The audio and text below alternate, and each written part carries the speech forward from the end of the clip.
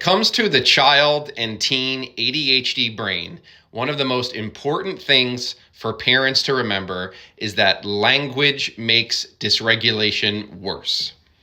One of the most important things for parents of kids with ADHD, especially if you have ADHD yourself, is to ask yourself and start to become more self-aware about how often you are just constantly throwing language at your child, constantly prompting them, constantly redirecting them, constantly just lecturing them and trying to mentor them with your language and your words and your monologues and your long speeches about how they have to correct their behavior and how what they're doing is wrong. So what parents tend to do is follow their natural emotions, their natural instincts, and just throw language at their kids without even thinking about the language being comprehended and understood and really affecting their overall goal of improving their child's behavior.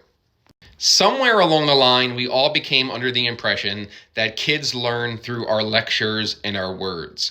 But what they really do is they learn through watching us. What we don't realize is we are constantly modeling to our child how to behave, how to act, how to react, and how to persevere through challenging tasks. So if you're a parent who is constantly getting upset, can't manage your own emotions, is yelling at your partner or getting frustrated or constantly on your phone and getting distracted, that's the type of behavior we are modeling to our kids.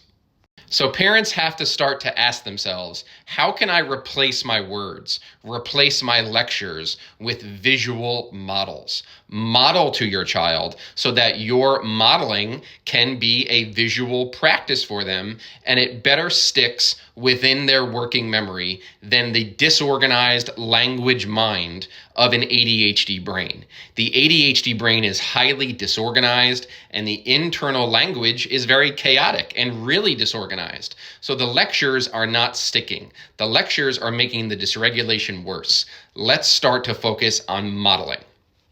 So if you want your child to go outside more and exercise and get out of the house, model it for them, show them, start to bring them along and do it with them to get them started and start to get them to enjoy the task and not have all these negative preconceived notions of how hard it is. If you're struggling with homework and them sitting down at the kitchen table and getting their homework done on their school laptops, sit down next to them and do work with them. Put your phone away, put your phone to the side, and do some work with them. And most importantly, model to them how you persevere through tasks, manage your emotions, stay strong, and talk to your brain.